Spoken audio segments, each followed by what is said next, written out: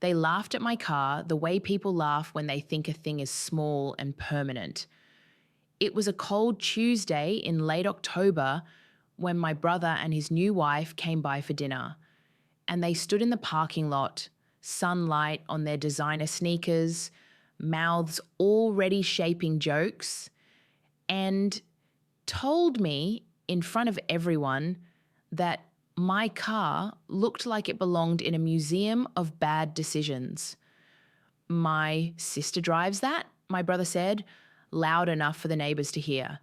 I thought that was one of those charity donations.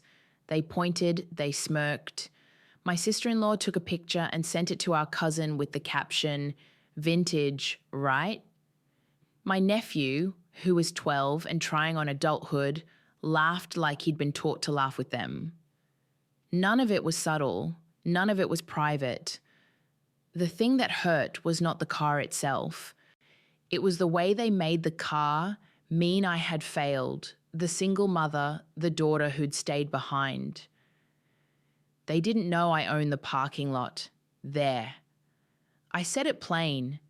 It sounds petty when you say it quickly, like a small vindication packed into a single line. But owning that patch of cracked asphalt mattered.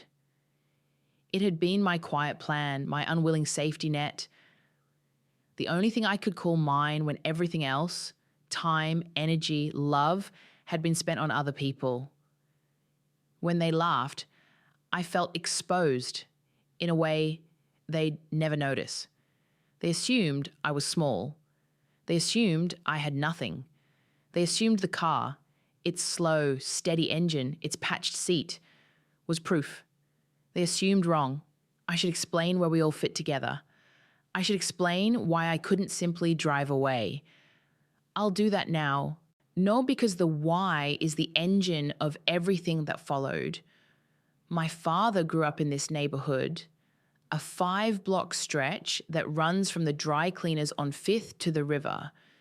When he and my mother died within 18 months of each other, my mother first in the winter, my father the following late summer, there was a rush of relatives and formalities that made grief into a ledger.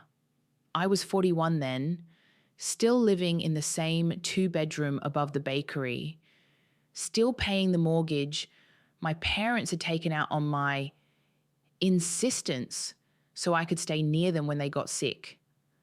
I'd been their caregiver for 5 years. That was the arrangement. I would look after appointments, call the hospice nurses, hold hands at 3 a.m, sign the forms. My brother Mark would handle the money. He had always handled the money. He liked talking numbers like they were chess moves. He liked making plans and then telling people about them before they were real.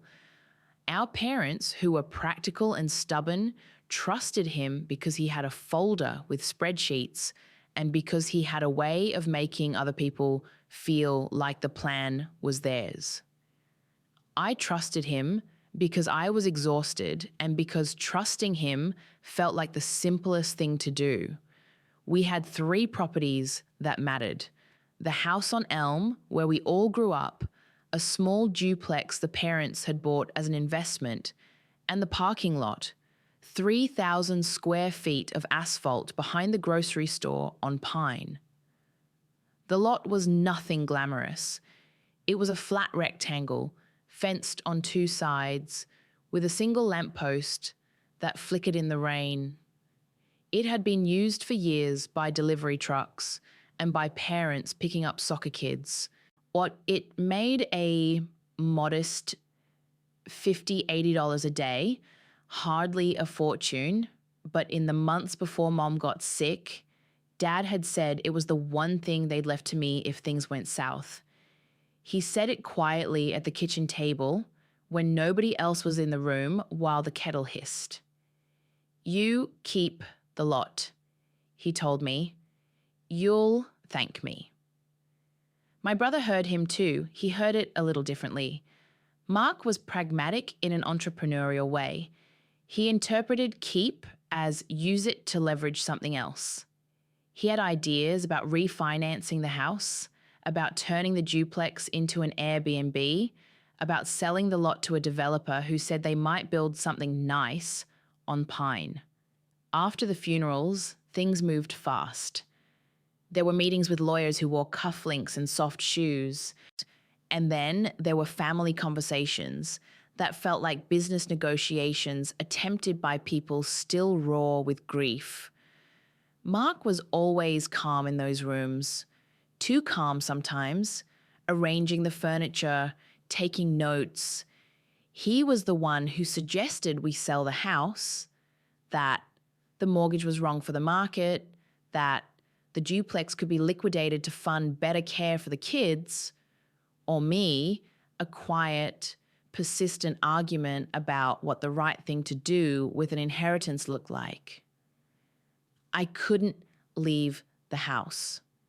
I couldn't leave because my work was in town and because the bakery above which I lived had become my address, my only consistent rent-controlled space after the market had started eating neighborhoods.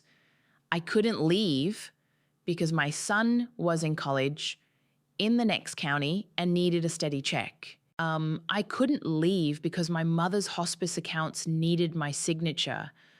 I couldn't leave because honestly, I was tired of carrying suitcases and starting over. The parking lot was my fallback. If something went wrong with the sale, if Mark decided to cut me out, if he lied, there was asphalt with my name somewhere in a drawer. But the bargain with family is never that simple. People think blood will carry you across a chasm. It doesn't.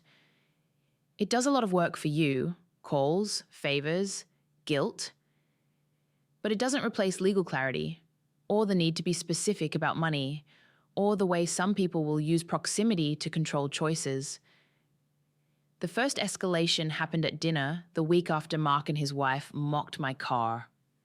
It started small, offhand remarks about my practical nature, a joke about how my taste in cars matched my taste in curtains. I laughed because the family knows how to smooth over discomfort with noise. Then Mark said, "Why don't you sell the lot? We could split it and you could get something newer for the kid, or even pay off that loan." He said it like it was a favor, like he was the one arranging angels. I took the bait because talking felt safer than silence. I asked what it might bring. He gave me figures, 70,000, maybe 80, if we held out. I paused because I had the deed in a file box under a stack of Mum's recipe cards. I didn't want to produce the deed and make a scene. I said, "Let me think." Mark smiled with the patience of someone who believes the thought will be quick. That was the first time I felt the pressure change from teasing to negotiation. People who mock you in public often do it because they want a concession in private. The laughter is the softening. The request is the ask after the mask drops. I said no in a way that sounded reasonable. We should get an appraisal first. And Mark moved on. He called the lawyer. The lawyer's voice was silky. He asked to see all deeds. He typed a letter that asked for signatures to facilitate the prompt sale of estate assets. The signatory pages were printed on paper that smelled faintly of pine. They wanted the lot that week. My reaction was to insulate. I put the deed in a better folder. I went to work. I paid the bills. I checked the lot once a week, drove the old car to pay the meters, swept cigarette butts with a broom I kept in the trunk. The car was modest, but it was mine. A 2003 sedan with a dent on the passenger door where a cart had given up its fight years ago.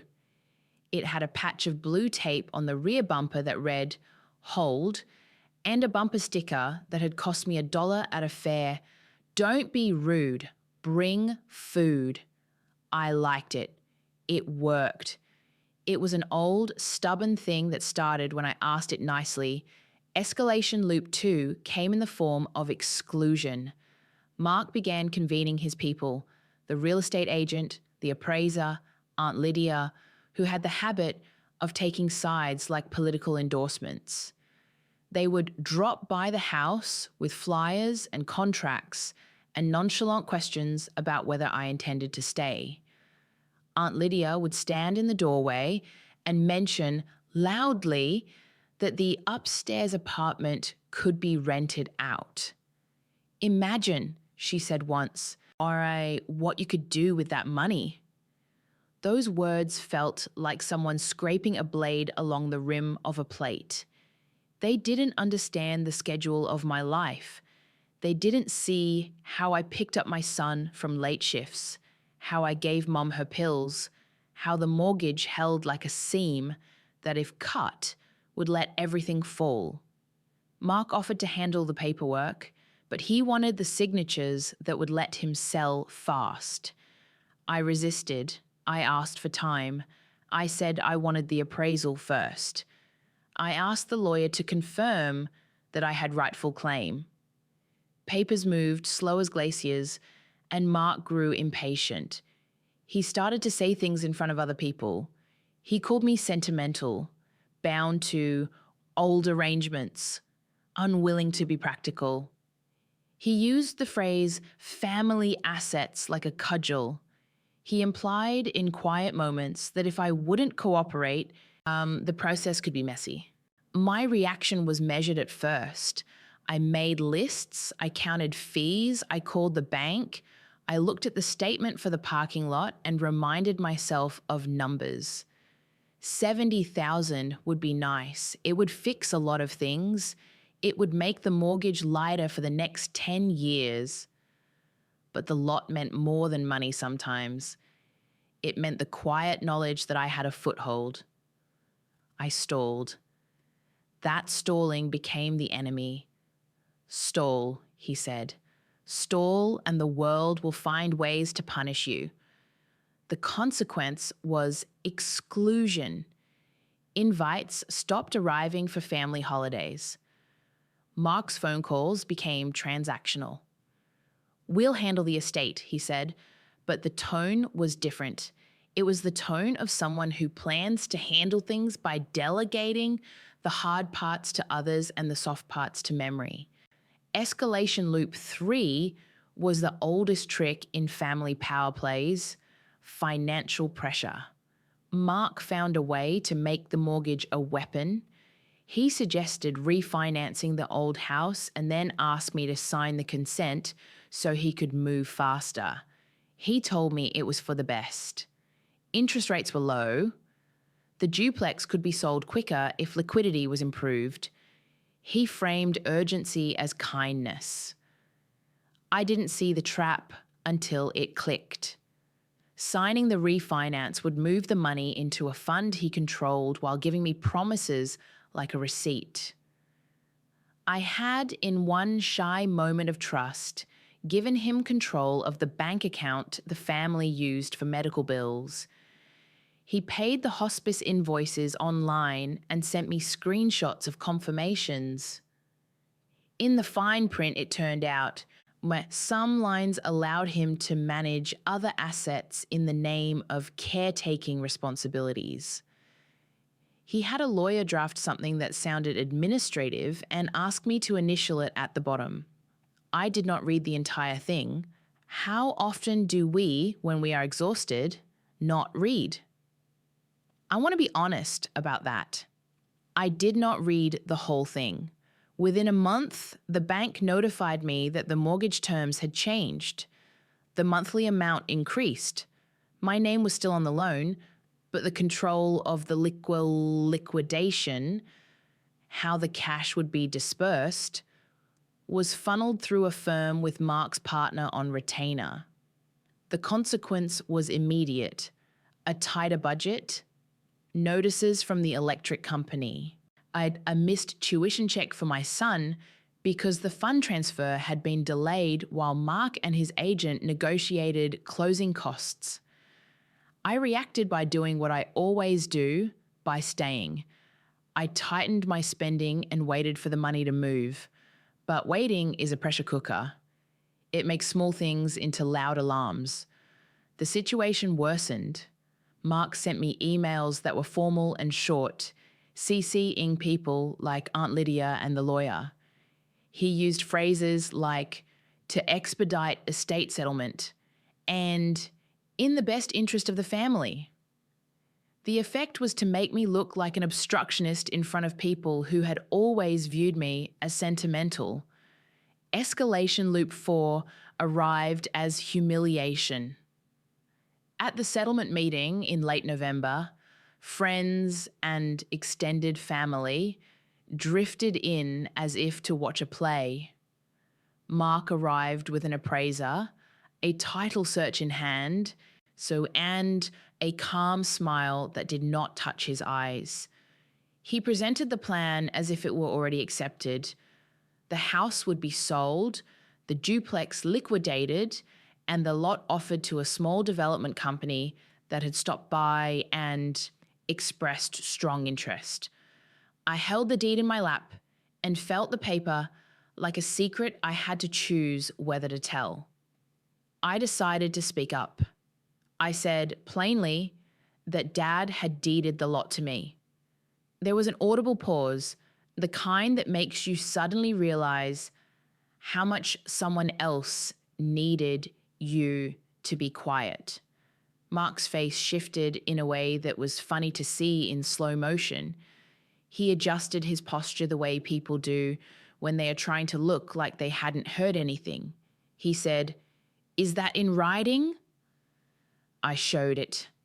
A thin gasp moved through the room. Aunt Lydia cleared her throat with a sound that was both disappointed and calculating. The lawyer frowned as if to say, this was inconvenient. Papers shuffled. People pretended that the deed was only a tactical detail and that the larger plan could still go forward with minor adjustments. They laughed at the car again that night. The laughter now had a different edge, a mixture of patronizing and threat. It is one thing to call someone a fool because they keep an old car. It is another to mock them while plotting to take away the things that keep them steady. I reacted by warning them I would not sign the sale. I told Mark that any attempt to move the property without my consent would be met with legal resistance. He smiled and said, and legal resistance costs money. The consequence was a thinly veiled threat, an insinuation that I could be cut off, that the family would move on without me. Invitations stopped entirely. My son began to distance himself because he didn't like being in the middle. I started to feel smaller than I had in years, like a trout trying to breathe under ice. Escalation loop 5 was more direct. Mark hired a towing company and arranged, through a connection at City Hall, for the lot to be inspected for safety hazards. He claimed it was to prepare for sale. The inspector wrote a note about an old electrical box near the lamppost and suggested that the area was a liability. The town code office issued a notice: make repairs or risk fines. Immediately, Mark offered to coordinate repairs and suggested that I sign a temporary access form so the contractors could begin. He presented the repair estimate like a kindness. "We'll cover it up front," he said. "Just sign here." It felt like a trap. If I signed, I was acknowledging some responsibility, and it would give him the leverage to bill me later. If I refused, the town would fine me by the day, and the cost would balloon. The consequence was a moral tightrope: sign and lose ground, refuse and watch the debt mount. I signed a form that, at first, looked purely administrative. It allowed workers to access the lot on my behalf and to accept charges if necessary. I put the pen down with a cold palm. Within 2 weeks, bills arrived, itemized charges for lighting repairs that included labor and a consultation fee. The invoices were paid by the same firm Mark had started doing business with. The ledger he provided showed expenses and credited accounts, but the credit balance was being held in a trust he controlled. I reacted by challenging the charges.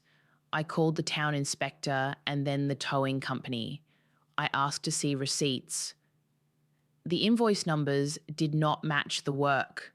The contractor called me and, in a voice that tried to sound like a professional explaining a misunderstanding, suggested I let Mark handle it. He's family, he said. He said it like a cliche. The situation worsened. The trust account remained smoky. Mark told me that unless I signed over approval for the sale, the town might consider the property abandoned and could seize it after a certain time. He began to imply that the lot was at risk not because of his activity, but because I refused to be practical. He was turning a legal process into a moral dilemma in front of people who did not care to read deeds or fine print. The low point arrived in late December when the heating in my apartment failed in the middle of a snow.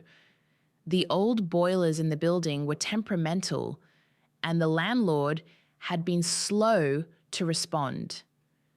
The mortgage after the refinance grew heavier on my shoulders with the new interest schedule. My son called from college and said he was short on rent because the fund transfer had taken longer than expected. My phone filled with messages that were polite in tone but edged with impatience. Mark sent a single text. Sign. It's in everyone's best interest. There was no warmth, there was no negotiation, it felt like a demand. At the same time, a letter from the town arrived. Penalties were accruing because the lot had not been properly maintained in ways that would cost thousands to fix. The tow truck invoices had multiplied. The landlord of the duplex, which I had been thinking of taking a part of, called to ask after the sale timeline. In that quiet week, with the apartment cold and the car battery sluggish from the weather, I felt the leverage slip out of my fingers. I felt the isolation. My name was on one deed. The paperwork that should have been my protection had been treated like an inconvenient footnote by people who assumed they could persuade me to sign. My instincts told me to fold, to accept the money and buy a new life somewhere else. My heart resisted. The low point was not cinematic. There were no dramatic confrontations, only everyday weariness, flipping through bills and finding that the sums had a way of inhaling hope. There was also, painfully, the moment a cousin stopped returning my calls because she'd been invited to the housewarming when the house sold. When I sat down at the kitchen table and placed the deed under my palm, I cried briefly. It was not for the car, not for the money, but for the small dignity of a thing that should have been mine left to be bargained over. I thought about Dad telling me once, when he was still himself and not the husk grief can make of a person, you hold on to the lot, you'll thank me. The turning point was not dramatic either. It was a slip, a small mistake by someone who thought details were unimportant. Mark forwarded an email to the family about closing documents and CC'd the wrong address. A junior partner at the law firm who wasn't supposed to be on the thread. In his haste, he included a scanned internal memo where he outlined a contingency. If Jane, that's me, refused, then we'll secure alternative access to the property via municipal claim and move the case forward as pending abandonment. It was the kind of language that, when you read it cold, shows intention. Alternative access was a euphemism for the kind of legal games people run when they want to take without consent. The memo included a signature line from Mark's firm contact and a line item that suggested they were prepared to apply pressure until the lot was effectively worthless to me. I saw it because I noticed a detail, a small human error. Mark's email address, auto-filled with his work alias, meant the wrong person saw it. That person, a junior partner named Elena, replied, telling Mark he should not have sent that to her and wishing him luck. The reply went to everyone. Mark responded evasively, but the memo had already been seen and preserved. Elena called me directly, apologetic and professional. She said she had worked in municipal claims briefly and that the argument Mark's team intended to make was weaker than they believed. She outlined kindly that the deed in my name presented a straightforward legal barrier. For the town to seize a privately held lot, there would have to be a protracted legal finding of abandonment, and the documents Mark was hinting at would need to show both neglect and intent, two things he could not reliably fabricate. Her tone was not conspiratorial, it was matter of fact. "You should get copies of everything," she said. "You should file them in the court." She could have said nothing. She chose to clarify the mechanics. That was the mistake for Mark. He'd spoken too plainly in paper. I reacted by snapping into a practical mode I sometimes forget I have. There was no celebration, no sudden surge of righteous fury. There was only method. I called the town clerk, then the county recorder's office. I requested certified copies of the deed and the code notices. I went to the courthouse and opened the files. I paid for certified mail. I submitted notices that I, as the owner, had been present at the lot and had taken steps to secure it. I photocopied receipts for the lamppost repair that I had paid out of pocket years ago. I walked the line between legal formality and the quiet, stubborn duty of someone who has nothing to lose but dignity. Mark reacted with impatience and more threats in the form of legal-sounding emails. He suggested that I was making things worse and that my actions might force them to take more drastic steps. He did not expect I would find allies. He did not count on Elena's tactful nudge. The consequence of his misstep was that his plan, reliant on a collective shrug and the idea that eventually I would give up, was exposed as one of many drafts and half-formed strategies, not a solid plan. From that point, dynamics shifted. I did not move to petty revenge. I never blocked anyone's access to their family memories. I did not tow Mark's car or print his house as for sale. What I did rather was assert the practical powers the law afforded me. I filed a notice of ownership with the town. I put up new signs that had been ordered in a calm font. Private property, pay attention, owner on file. I called a small reputable management company to handle daily operations so I would not have to be the face of the dispute. I contracted with a local electrician whom I'd known since high school to check the wiring, to produce invoices that matched real labor for previous repairs. I paid them through the account that the lot's revenue went into. The consequences were steady and realistic. The lot became less of a bargaining chip and more of a set of transactions.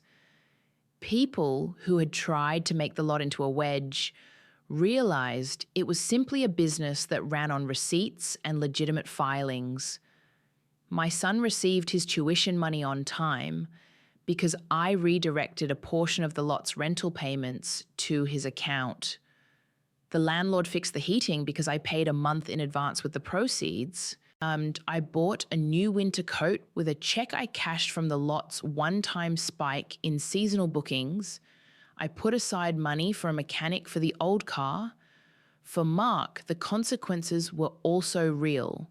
He had to stop using the family will as a cudgel and face the fact that if he wanted to buy me out, he would need real cash or real offers on the market, not promises and not tricks.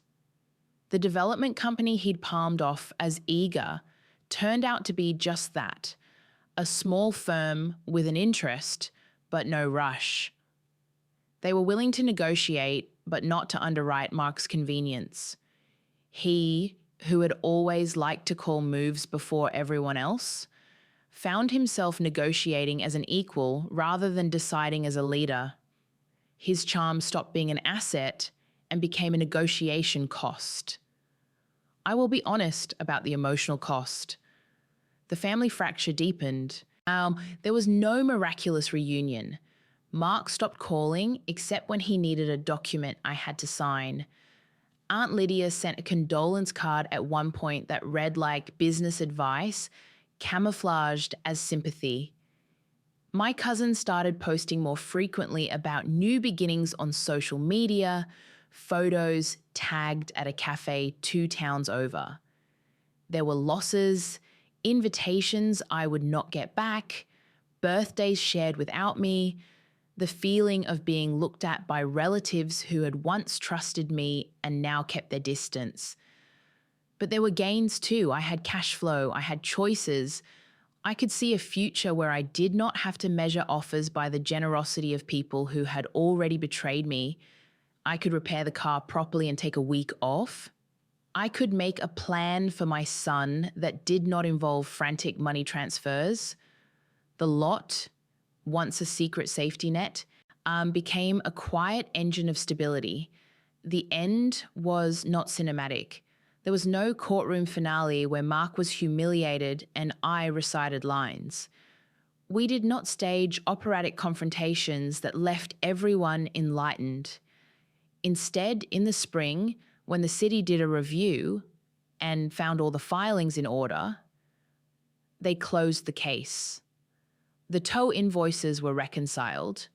The trust account, which contained enough to cover the town's complaints, was dismantled and the balance distributed according to the actual ownership documents. Mark negotiated with the buyers like a man who had to do his paperwork and not a man who could bulldoze his family.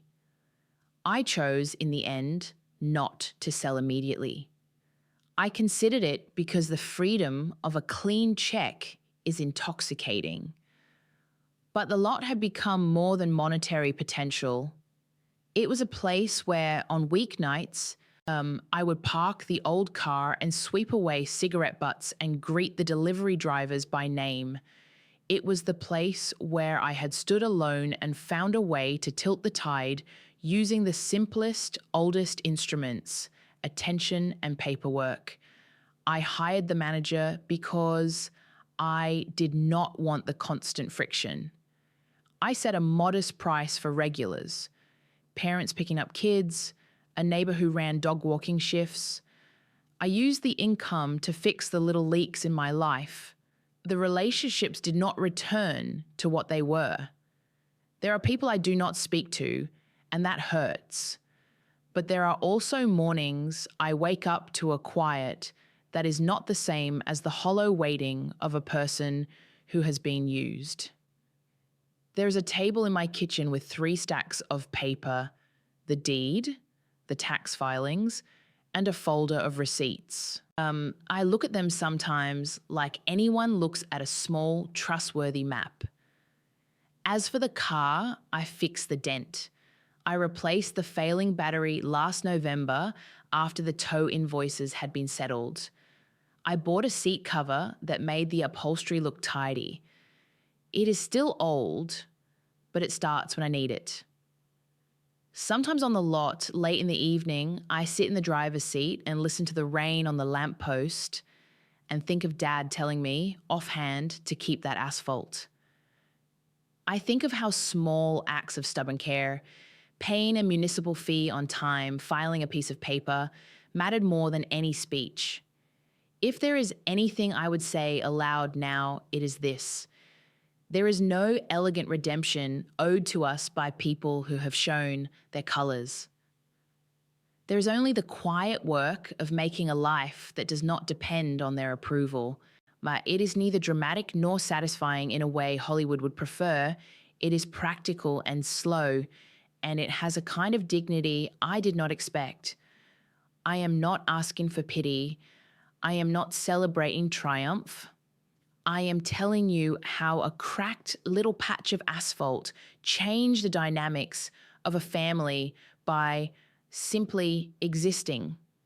I am telling you that sometimes ownership is not about the paper itself, but about the willingness to do the small things that protect it. If you stayed with me this long, if you felt the small rise and fall of each moment, would you consider leaving a like? It helps this kind of story find its way to other people who might feel small for keeping what's theirs. And if you want to hear more of these stories, subscribe. There are more. Did you ever hold on to something people thought was useless and it ended up saving you? Tell me about it in the comments. I'd like to hear.